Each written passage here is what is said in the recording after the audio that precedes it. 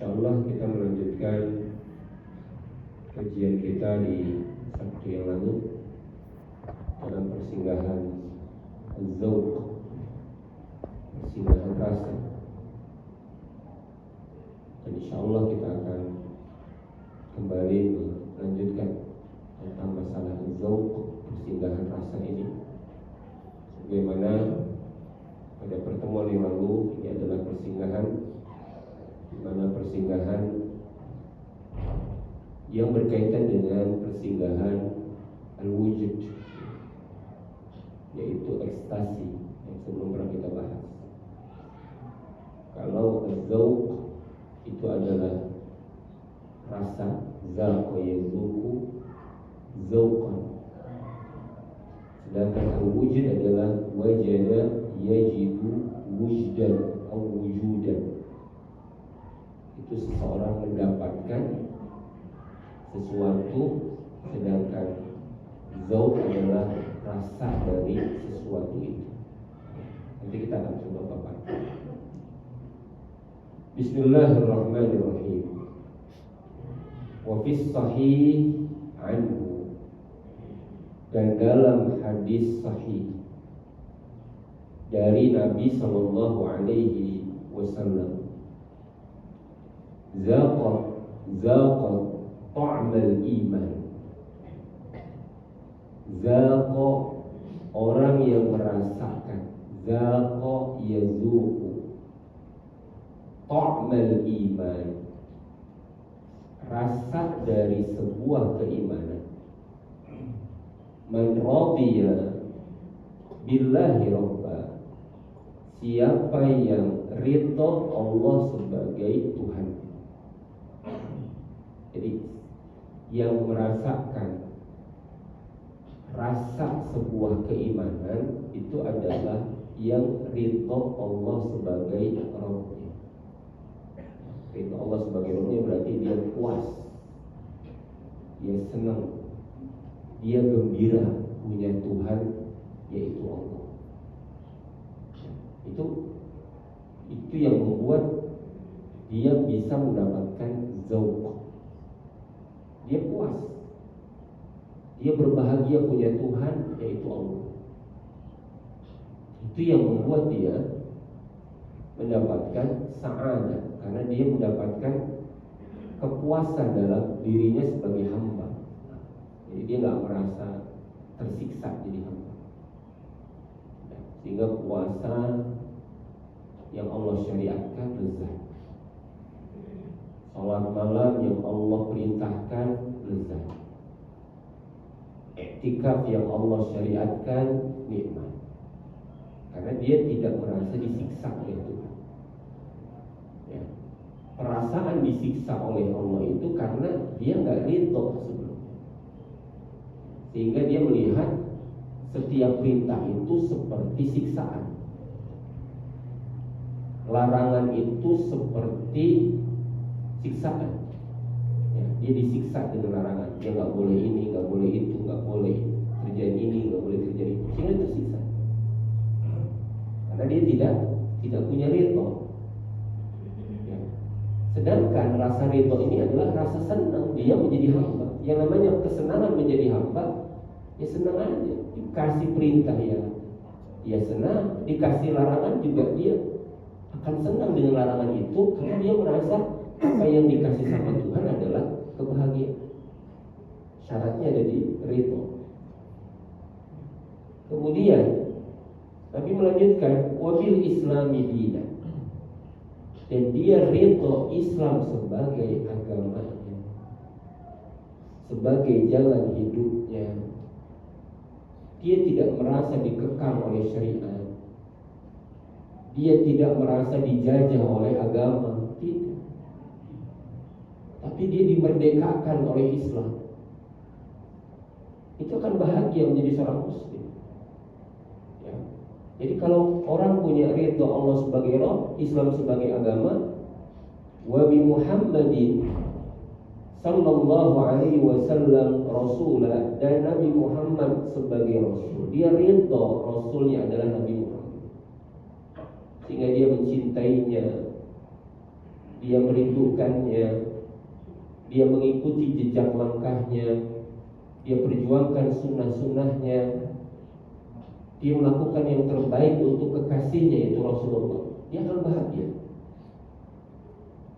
Sehingga di sini fa akhbara anna lil iman ta'man. Di dalam hadis ini Nabi memberitahukan bahwasannya iman itu memiliki rasa. Jadi iman itu memang tidak terlihat, ya. Iman itu terpatri dalam kalbu, terbuktikan memang dengan anggota badan, tapi setiap hati yang menyimpan iman, gerakan tubuh yang membuktikan iman itu ada rasa, ada ta'am. Wa annal qalba yazuquhu, dan yang merasakan rasa itu adalah hati.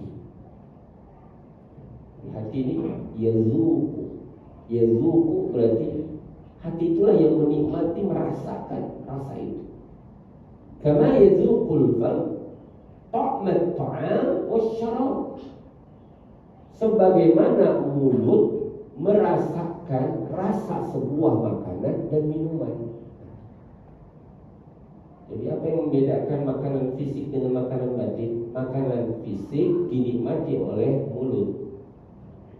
Mulut sehat, badan sehat, maka rasa makanan menjadi nikmat. Yang punya mulut sehat gak sariawan, ya makanannya memang enak, makanannya lezat karena mulutnya sehat, badannya sehat, masuk makanan di dalam mulut, maka rasa makanan itu lezat. Tapi kalau mulutnya sariawan, bukan cuma satu sariawan, banyak di sini, semua sariawan. Mungkin kalau dihitung dari bawah ke atas bibirnya semua itu sariawan, ada 20 titik sariawan. Kira-kira dikasih makan terlezat apapun, tak akan ada rasa. Dia tidak akan bisa mencicip karena sakitnya mulut. Sama dengan hati pun dia tidak bisa merasa cicipan iman itu seperti apa jika hati itu sakit. Jadi hati-hati. Kalau Ramadan ini tidak bisa kita nikmati, harus ada tanda tanya besar. Jangan-jangan memang hati saya nggak bisa merasakan, nggak bisa mengecap rasa nikmatnya iman. Ya, kok Ramadan nggak ada rasa nikmatnya sama sekali. Ya, kita termasuk orang yang mahrum. Ya, atau mahrum, bukan marhum. Kalau marhum itu meninggal. Ada almarhum, ada almahrum. Jangan kebalik. Apa namanya, keluarga almahrum. Almahrum itu yang terhalang, berarti yang nggak dapat sesuatu itu mahrum. Kalau almarhum itu yang disayang, yang dirahmati. Almarhum fulan bin fulan. Kalau al-mahrum fulan bin fulan berarti dia terhalang mendapatkan ampunan. Kalau diampuni itu, maka kan ada apa namanya, kata Nabi itu dalam sebuah riwayat, barang siapa yang terhalang kebaikan di bulan Ramadan, faqad hurim, maka berarti dia terhalang mendapatkan segala kenikmatan. Itu yang lebih sakit. Orang memasuki Ramadan, dikasih makan sama Allah, dikasih cicipan hidangan iman, tapi enggak bisa merasakan kelezatan. Karena makanannya ada. Lain cerita orang enggak dikasih makanannya, dia tidak bisa merasakan kelezatan makanan karena makanannya enggak ada.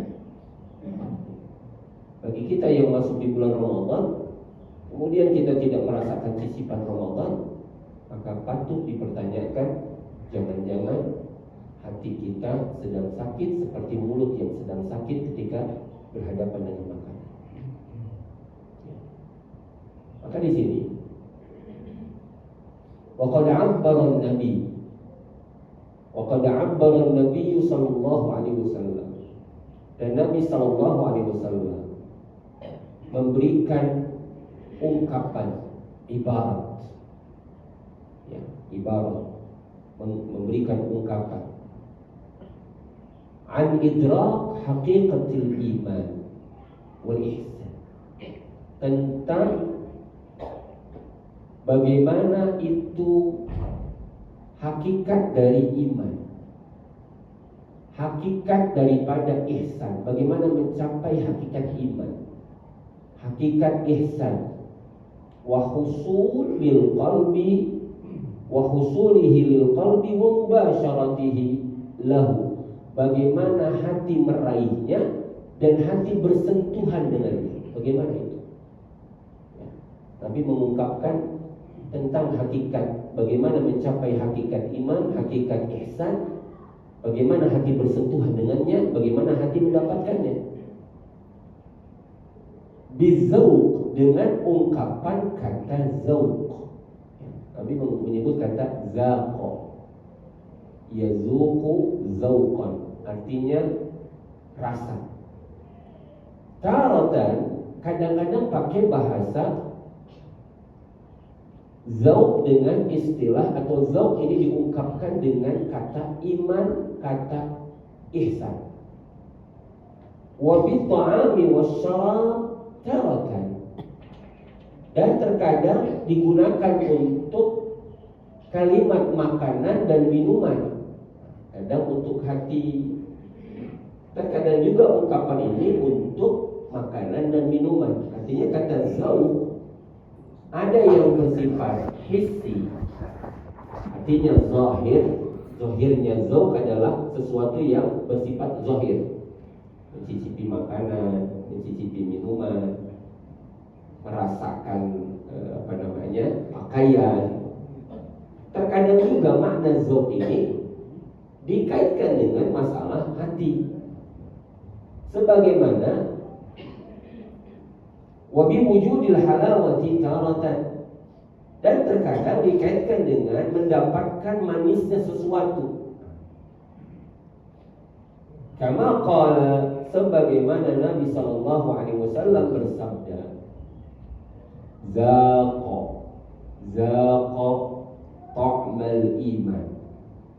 Ada dua kata di sini. Pertama kata zaqa ta'mal iman, orang yang merasakan rasa iman. Ta'am itu berarti, ta'am itu makanan ya, makanan itu pasti punya rasa ya. Karena apa yang kita makan ini adalah sesuatu yang bisa kita rasa. Ini enak, ini enggak enak, ini lezat, ini enggak lezat. Setiap orang makan pasti punya penilaian terhadap apa yang dia makan. Gimana rasa? Manyus, mantap. Akan pakai bahasa Arab, mantap. Mantap lagi, mantap. Itu bahasa Indonesia di bahasa Arab kan, mantap. Nggak pakai mantap, pakai huruf to, mantap. Top, mantap. Ada rasa, ya. Waqal salasun, begitu juga di hadis yang lain. Salasun man kunna fihi wajada halawatal iman. Ada 3 perkara yang kalau dia punya maka dia akan merasakan halawah. Ada kata ta'am, ada kata zauq, ada kata halawah. Karena itu mencangkut masalah rasa, manis, rasa. Kemudian ta'am itu berarti sesuatu yang tersimpan dalam makanan itu atau dalam sesuatu itu ta'am. Tapi menyebut ta'amal iman, seolah-olah makanan itu, seolah-olah iman itu seperti makanan, ada rasanya ya. Maka hadis ini Nabi bilang, halawatul iman man kana Allah wa rasuluhu ahabba ilaihi mimma siwahuma. Yang membuat manisnya iman dirasakan oleh seseorang adalah ketika Allah dan Rasulnya lebih dicintai kepadanya daripada selain keduanya. Ya kalau mau iman itu manis, ya jadi Allah nomor satu dan Rasul itu nomor satu dalam tingkatan cinta. Nomor satu Allah dan Rasulnya. Sehingga ketika Allah dan Rasulnya dicintai dari semuanya yang ada, maka dia akan membuat rasa iman itu menjadi manis. Kemudian wa man kana yuhibbul mar'a la yuhibbu illa lillah. Seseorang mencintai orang lain, tidaklah dia mencintainya karena Allah. Itu akan bisa merasakan manisnya iman. Wa man kana yaqra an yarji'a fil kufr. Ketika seseorang benci dia kembali kepada kekafiran, ba'da in anqazahullah, setelah dia diselamatkan oleh Allah minhu darinya, kama yakrahu an yulqa finnar, sebagaimana dia benci dilemparkan di api neraka. Jadi kalau kita perhatikan di sini, Nabi menyebut kata halawah, kata zaqa, kata tu'ma atau ta'ma. Ini menunjukkan bahwasanya iman itu memiliki rasa manis. Rasa iman adalah lezat, rasa iman adalah nikmat. Sehingga Allah menempatkan iman sebagai nikmat. Ya. Iman itu nikmat, bahkan nomor satu. Ya. Nah itu kita bilang kan, segala puja, puji syukur hadirat Allah atas nikmat iman, Islam, sehat, panjang umur. Ya, itu tersebut nikmat iman, Islam bergandeng, sehat walafiat, amin, panjang umur, berkah, itu semua nikmat. Sehingga kata iman melekat dengan kata halawah, kata ta'am, dan juga kata zauq. Sehingga walamma nahahum 'anil wisal qalu innaka tuwasil. Maka tatkala Nabi melarang, ya, tatkala Nabi melarang kepada sahabat-sahabatnya dari puasa wisal. Puasa wisal ini adalah puasa di mana seseorang ada dua makna. Pertama, menyambung puasa setiap hari tanpa berhenti. Itu bisa maknanya wisal. Ya, misalnya orang puasa setiap hari puasa, nggak ada berhentinya. Ya, itu termasuk wisal. Ya, misalnya tidak diseling seperti Daud, seperti puasa Daud itu wisal, itu nggak boleh. Ya, puasa misalnya Senin puasa, Selasa puasa, Rabu puasa, Kamis puasa, terus puasa. Ya. Puasa sunnah itu tidak boleh diwisal, kecuali ya, misalnya memang puasa yang disunnahkan berturut-turut. Ya. Puasa Ayyamul Bid 13, 14, 14. Ya. Tapi kalau sepanjang tahun dia sambung semua, kecuali hari-hari ini diharamkan, hukumnya nggak boleh. Ya, makruh bahkan sebenarnya bisa haram, kalau bisa makruh kalau memang dikerjakan itu tidak berhenti. Artinya orang tidak putus puasanya. Ya.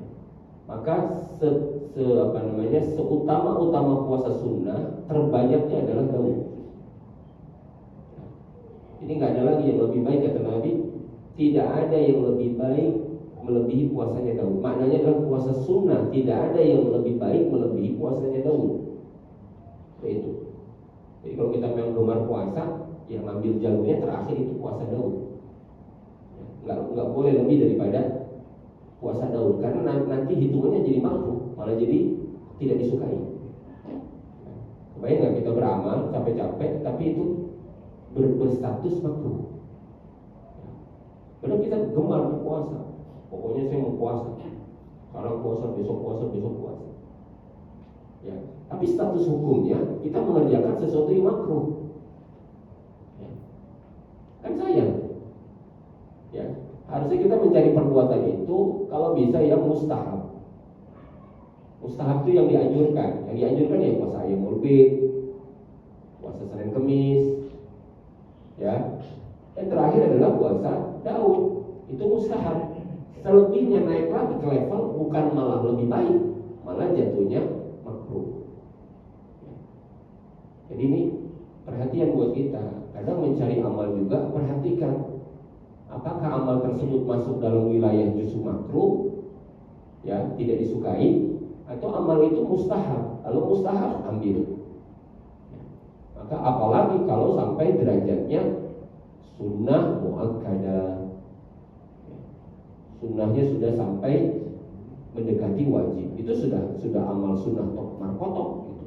Sudah sunnahnya sunnah terbaik. Jadi bisa artinya itu menyambung puasa dari satu hari ke hari berikutnya tanpa berbuka. Itu bisa maknanya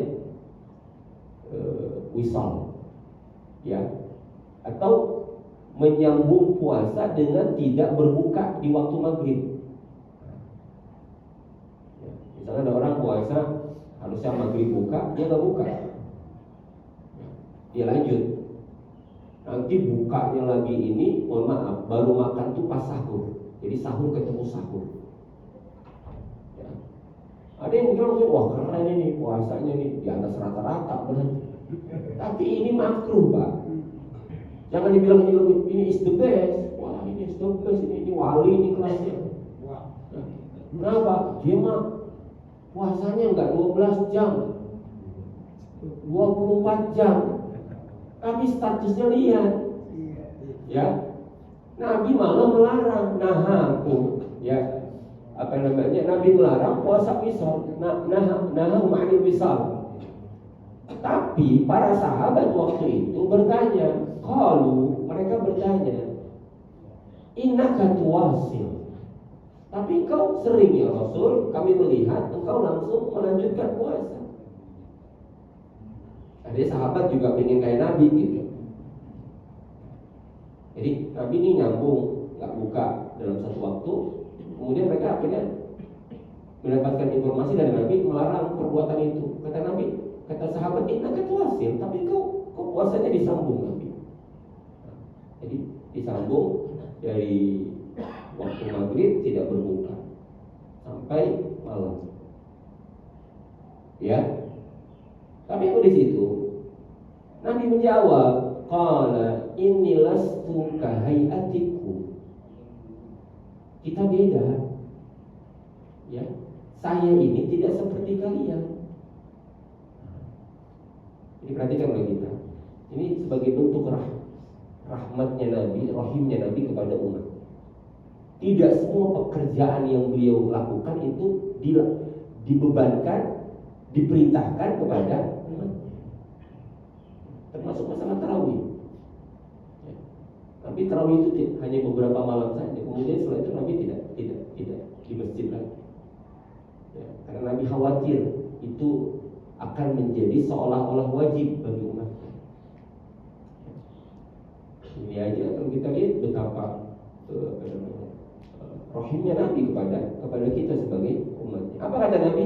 Inni ut'am wa usqa.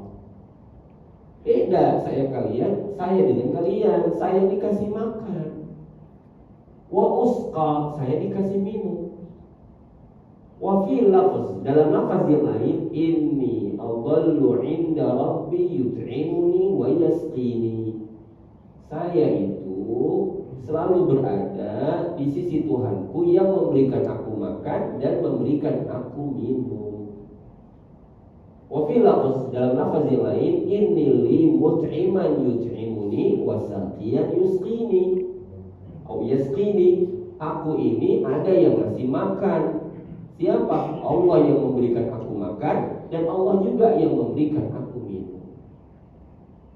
Ini hadis yang menjadi larangan puasa wisal, kecuali memang tidak mendapatkan makanan di waktu berbuka, seperti saudara kita di Palestina. Mungkin mereka nggak punya makanan itu dimakan. Ya. Tidak ada yang bisa misalnya membatalkan puasa itu karena bukan kesengajaan. Ya. Tapi kalau disengaja, orang jatuhnya malah melakukan perbuatan yang makruh. Misalnya waktu azan malah baca Quran, azan maghrib baca Quran. Orang-orang ambil kurma, ambil teh manis, ambil takjil, dia masih nuntasin 2 juz lagi. Apa itu baik? Enggak. Karena la yazal, senantiasa seseorang berada dalam kebaikan ketika dia mempercepat atau dia bersegera di dalam berbuat. Apa sih yang kita petik dari hadis ini? Ya, waqad ghaludha hijaban dhanna anna hadza ta'am wa syarab hissiyyun bil fam.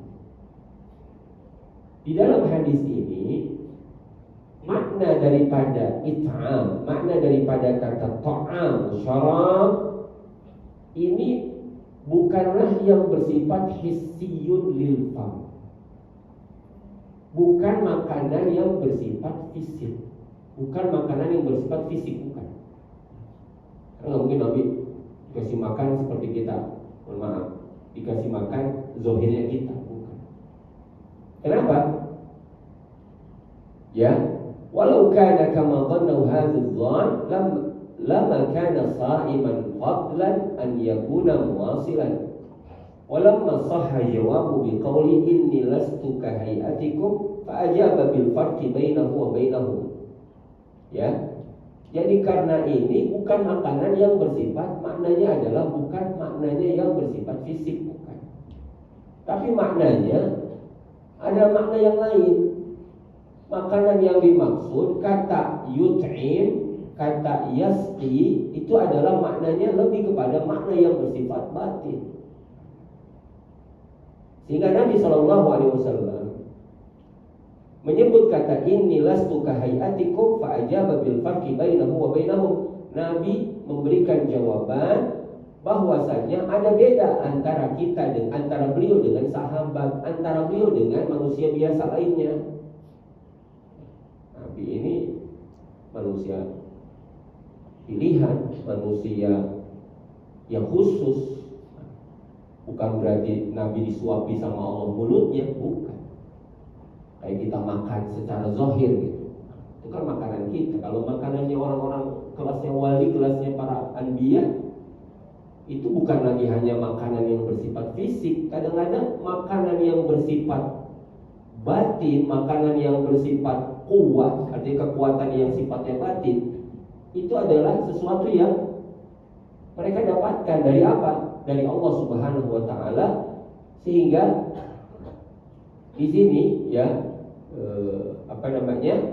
menyebutkan di sini falamma aqarrahum ala qawlihi innaka tuwasil ulima annahu sallallahu alaihi wasallam kana yumsiku 'anil ta'am wasyarab. Karena ketika Nabi sallallahu alaihi wasallam dikatakan tuwasil, kau melanjutkan puasa, berarti belum enggak makan. Tapi kenapa kenyang?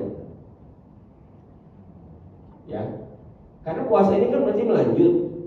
Tapi Nabi mengatakan yut'imuni wa yasqini. Artinya apa? Itu bukan makanan fisik yang kita maksud atau yang dimaksud. Wa yaktafi bizalika ta'am wasyarab al-'ali ar-ruhani. Yang dimaksud makanan dan minuman di situ adalah makanan dan minuman yang tinggi nilainya, yang berbentuk ruhani. Orang kalau sudah dikenyangkan batinnya, kadang-kadang nggak terasa lapar bro. Jadi itulah makanan batin. Jadi kadang-kadang rasa lapar ini bisa hilang karena kekenyangan dalam makanan yang bersifat batin. Ambil contoh misalnya, banyak para mujahidin yang mungkin mereka nggak punya stok makanan. Tapi dengan zikir, dengan makanan-makanan rohani, mereka bisa kuat tetap berjihad. Karena masalahnya bukan perut. Kalau kita kan kelasnya kelas perut. Ada yang masuk kenyang, nggak ada yang masuk melingkar seharian. Subuh tidur, bangun zuhur, habis zuhur bangun, tidur lagi, bangun lagi asar, tidur lagi habis asar, maghrib diumumkan namanya di masjid, innalillahi wa inna ilaihi raji'un. Ya, meninggal tuh orang, kenapa? Sudah mati duluan. Ya. Karena kita mainnya di ranah al-butul, makanan perut. Ya. Sedangkan Nabi SAW maknanya lastu kahayatikum adalah tidak seperti kita, makanannya jauh lebih tinggi lagi makanan yang bersifat ruhani. Alladzi yughni 'anit ta'am wasyarab al-mushtarak al-hissi. Di mana makanan rohani ini yang akan mencukupkan seseorang dari makan dan minum yang bersifat hissi. Hissi itu berarti yang bersifat zahir, yang bersifat makanan yang bersifat material. Nasi, ya kurma. Nah, kita kalau nggak ketemu itu mati. Tapi kalau Allah berikan apa namanya, mungkin kita pernah mendengar kisah seorang santri, ya, dan ini bisa jadi bagian daripada makna ini. Ya, ketika pesantren Al-Khazini itu ambruk, ya, ada salah satu seorang santri yang bertahan di situ tanpa makan dan minum. Ketika ditanya, kamu waktu berada dalam keruntuhan, bagaimana itu? Saya ada yang ngasih makan, ya, saya ada yang ngasih minum. Itu ceritanya, ya. Baik. Cerita seperti ini bisa jadi masuk dalam karena di mana maknanya bukan ngasih makan yang dianterin makanan-makanan fisik. Karena kalau kita melihat zahirnya nggak nampak ada bekas bungkusnya. Ya, kecuali ada orang yang tahu ada dia di dalam gedung itu dibawain nasi uduk misalnya, dibawain nasi kuning ada bungkusnya, kita bilang dia habis makan. Tapi ini kan nggak ada bungkusnya, ya, nggak ada bekas makanan zahirnya itu dianterin ke si korban itu. Tapi dia merasa kenyang, dia nggak kehausan. Bahkan dia bisa bertahan secara logika beberapa hari dia terjepit, beberapa hari dia tertimpa, bisa kemungkinan dia mati. Tapi Allah Subhanahu wa Ta'ala memberikan pertolongan kepadanya dalam bentuk makanan yang mungkin bukan makanan yang bersifat fisik. Itu makna yang paling sederhana ketika kita bicara tentang zauq dari sisi bahwasanya tidak hanya berkaitan dengan masalah-masalah yang bersifat zahir, tapi zauq juga adalah hal yang berkaitan dengan masalah yang bersifat batin. Allahu a'lam bishawab. Mungkin kita buka sesi tanya jawab bagi yang bertanya. Saya persilakan. Ya, silakan. Assalamualaikum warahmatullahi wabarakatuh. Waalaikumsalam warahmatullahi wabarakatuh. Ada tadi masalah tentang puasa. Daud, ada penjaga teman saya. Dia mempunyai penyakit, dan penyakit itu sudah berobat, bahkan dia sudah hasil. Dia berjalan puasa. Saya tanya, perjalanan puasa kamu sudah berapa hari? Saya sudah menjalankan hampir 1 tahun. Dan penyakit itu kata dia berhasil, dia tidak berhenti puasa. Nah, bukan kalau saya menemui tadi Pak Ustaz mengatakan ada kata haram kan ya? Tidak. Karena dia menjalankan puasa di hari haram. Itu hukumnya gimana? Baik. Penyembuhan penyakit. Bismillahirrahmanirrahim. Kaidah ibadah. Jadi begini. Al-aslu fil muamalah al-ibadah. Asal dari muamalah apapun bentuknya adalah boleh. Wal aslu fil ibadah at-tahrim. Sedangkan asal dari ibadah hukumnya haram. Ya, ada ibadah yang ditetapkan oleh syariat. Itu sampai datang dalil kewajibannya, maka kita baca dalam fikih. Dalil ala wujubi. Dalil ya, dalil yang menunjukkan atas kewajibannya. Karena harus ada dalil dalam menyampaikan kewajiban itu bersifat wajib. Ya. Kalau sekarang kita bilang Ramadan wajib puasa, apa serta-merta nggak disertakan dengan dalil yang mewajibkan? Ya ada dalilnya. Kutiba alaikumus shiyam kama kutiba alal ladzina min qablikum la'allakum tattaqun. Hadisnya ada. Bunyal Islam ala khams. Islam itu didirikan atas 5 perkara. Dan salah satunya adalah berpuasa di bulan Ramadan. Kemudian ada juga hadis-hadis yang menjelaskan tentang tarhib, ancaman-ancaman ketika orang meninggalkan puasa. Itu berarti menunjukkan kewajibannya. Yang kedua menunjukkan kebolehannya, kesunahannya. Mana sunnah puasa Senin Kamis? Ada. Mana puasa Daud? Ada. Mana puasa Asyura? Ada. Mana puasa Arafah? Ada. Mana puasa Ayyamul Bid? Ada. Semuanya ada keterangannya. Kemudian kalau ada orang yang nggak putus puasanya di luar Ramadan, ada nggak? Ada. Misalnya puasa kifarat, ya 2 bulan berturut-turut sebagai hukuman atas pelanggaran dia melakukan pelanggaran di bulan Ramadan. Sedangkan puasa daun ini adalah puasa sunnah yang Nabi Shallallahu Alaihi Wasallam menyebutkan limit terakhir, limitnya. Ini puasa limit terakhir ini puasa sunnah ini limitnya daun. Ya. Karena saat ini bukan cuma kita doang yang mungkin bertanya, saya mau puasa. Sahabat sudah nanyakan masalah itu. Ya Rasulullah, saya ini senang puasa. Saya paling resep amal itu amal puasa.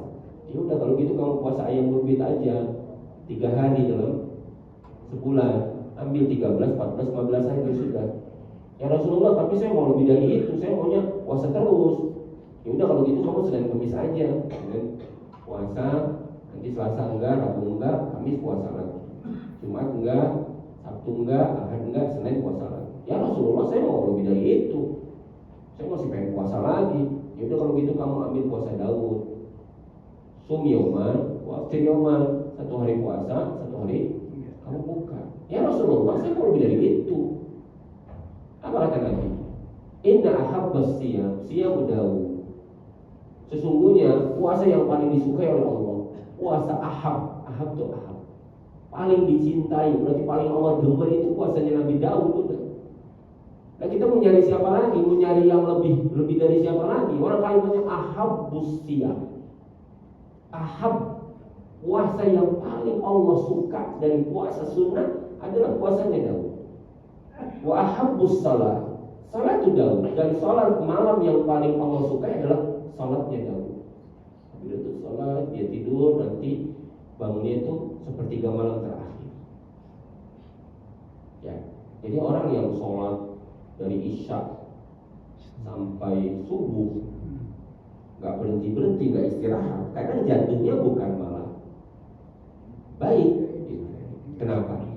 Karena ada sesuatu yang pasti dikorbankan. Misalnya apa? Fisiknya jadi rusak. Ya, orang kalau sholat tarawih saja kelebihan waktunya, udah beda rasanya. Kelebihannya dikit aja, udah beda rasanya. Iya, batuknya, dehennya, aminnya, udah beda Pak.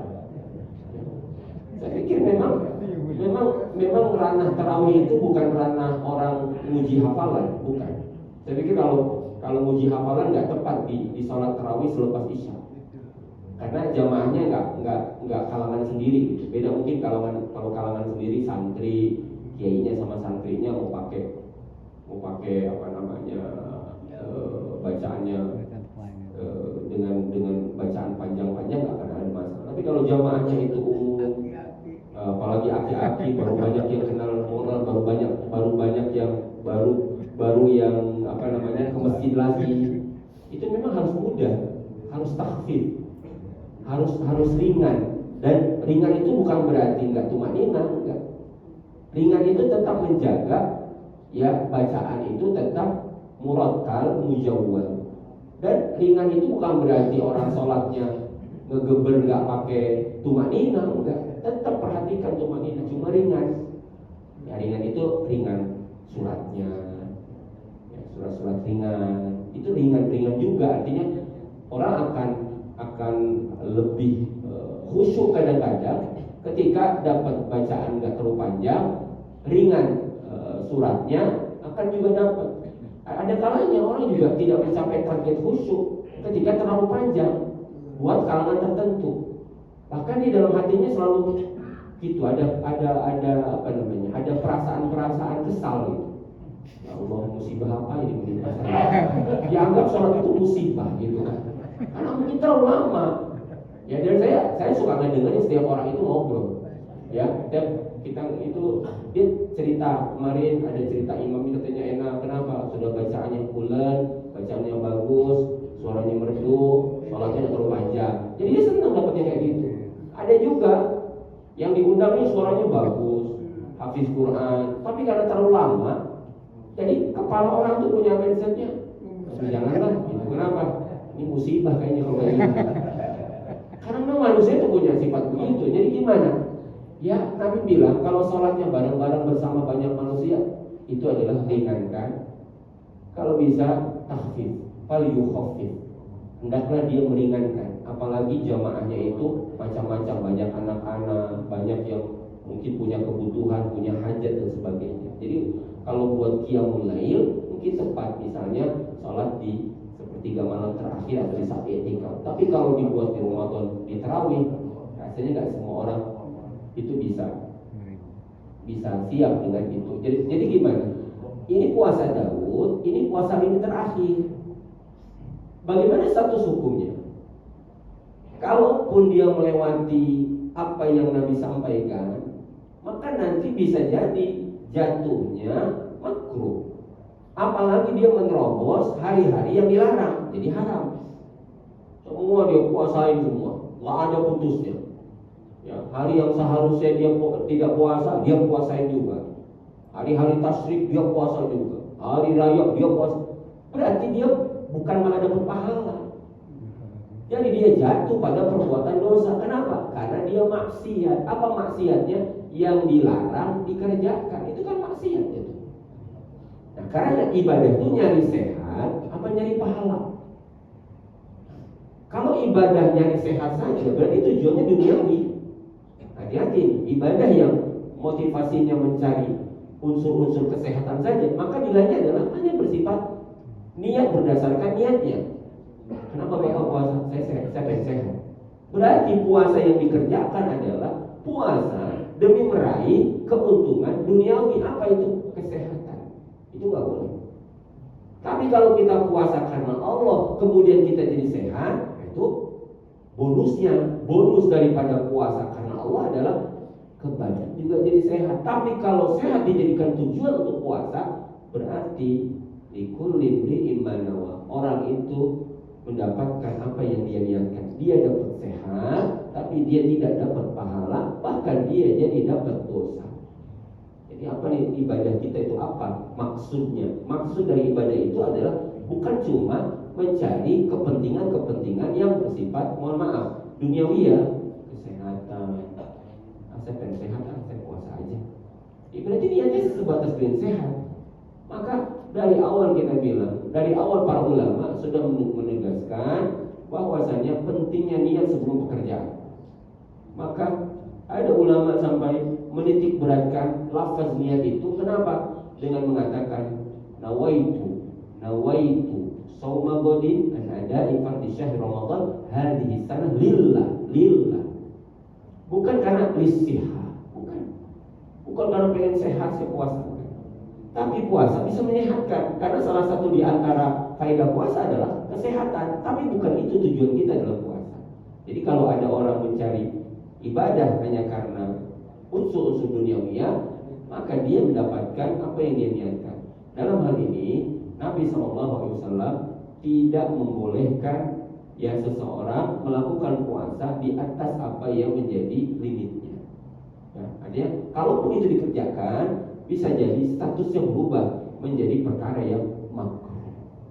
Ya, karena ada dua hal yang harus. Pertama adalah ikhlas, yang kedua adalah mutaba'ah, artinya dia mengikuti prosedur SOP-nya Rasulullah SAW. Ini yang harus dilihat dari setiap ibadah yang kita kerjakan. Allah Akbar. Cukup ya. Insyaallah nanti